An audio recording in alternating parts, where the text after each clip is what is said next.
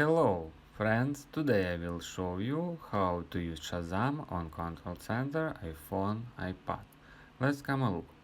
First of all, on your phone, start play music some, what you want to find.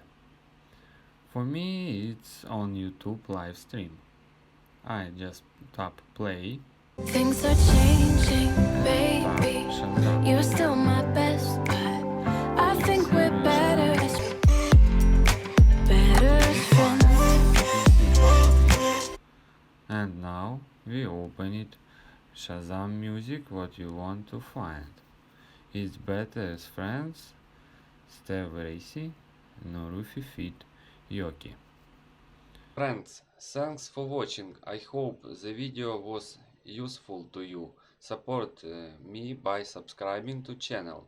It is not difficult for you, but for me it's very important. Also like this video.